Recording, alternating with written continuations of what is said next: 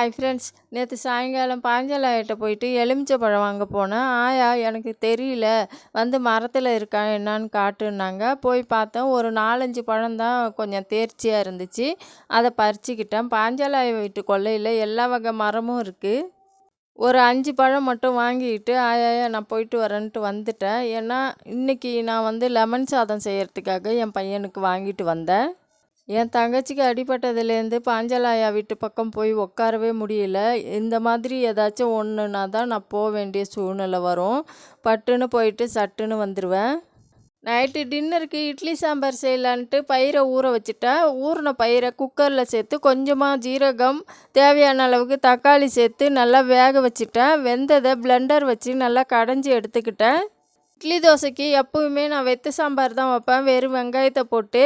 ஆனால் இன்றைக்கி கத்திரிக்காயும் முருங்கைக்காவும் இருந்துச்சு. அதை வச்சு நான் இட்லி சாம்பார் செய்ய போகிறேன். அதனால் கடைஞ்ச பருப்பில் கொஞ்சமாக மஞ்சள் தூள், சாம்பார் பொடி, தேவையான அளவுக்கு உப்பு சேர்த்து நல்லா கலந்துட்டு முருங்கைக்காயும் கத்திரிக்காயும் சேர்த்து ஒரு வேக்காடு போட போகிறேன்.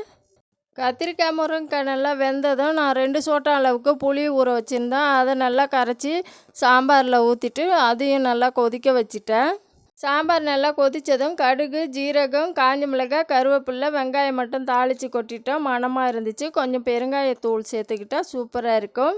நைட்டு டின்னருக்கு இட்லி சாம்பாரோட சூப்பராக போயிடுச்சு. இதுக்கு மேலே எல்லாரையும் சாப்பிட வைக்கணும். அதனால் இட்லிக்கு சாம்பார் மட்டும் தொட்டு சாப்பிட்டோம். சாம்பார் நல்லா டேஸ்டியாக தான் இருந்துச்சு. கடையில் தான் மாவு வாங்கியிருந்தேன். சூப்பராக தான் வந்துருந்துச்சு.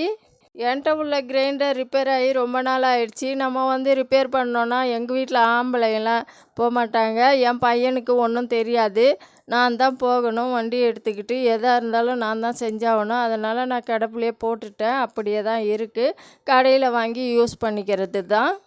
எப்படியாச்சும் கிரைண்டரை ரிப்பேர் பண்ணால் தான் நம்மளுக்கு ஆசைப்பட்டதை ஏதாச்சும் செஞ்சு சாப்பிட முடியும். இதுக்கு மேலே எல்லா வேலையும் முடிச்சுட்டு படுக்கிறதுக்கு 11 மணி ஆகிடும். படுக்க ஆரம்பித்ததுமே கொஞ்சம் மொபைலில் நோண்டுவேன். தானாக தூக்கம் வந்துடும். ஈஸியாக தூக்கிடுவேன். கரெக்டாக 4:30க்கெலாம் முழிப்பு வந்துடும். இடையிடையில் ஒரு 1 ஹவருக்கு 1 ஹவர் எனக்கு முழிப்பு வரும். அப்பப்போ டைமை பார்த்துக்கிட்டு தான் தூங்குவேன். 4:30 மணி ஆயிடுச்சுன்னா பையனுக்கு சமைக்கணுமேன்ட்டு கரெக்டாக எழுந்திருவேன். 5 மணிக்கெலாம் உலை வைக்க ஆரம்பிச்சிருவேன். இப்படி தான் டெய்லி எனக்கு பொழப்பு போகுது. நானும் டெய்லின்னு நினைக்கிறேன் கிச்சனை கொஞ்சம் க்ளீன் பண்ணணுன்னு நினப்பேன். ஆனால் என்னால் முடியவே இல்லை. வேலை பளு ஜாஸ்தியாக தான் ஆகிக்கிட்டு போயிதை ஒழிஞ்சு எனக்கு குறையவே இல்லை. கிச்சனை எனக்கு தகுந்த மாதிரி மாற்றி அமைக்கலான்ட்டு பார்ப்பேன். திடீர்னு ஒரு வேலை வரும். அந்த வேலையை விட்டுட்டு அந்த மற்ற வேலைக்கு நான் ஈடுபட்டுருவேன். இப்படி தான் எனக்கு பொழுது போயிடும். அப்போ தான் நான் சொல்லுவேன், எனக்கு 24 மணி நேரம் போதாதுன்ட்டு.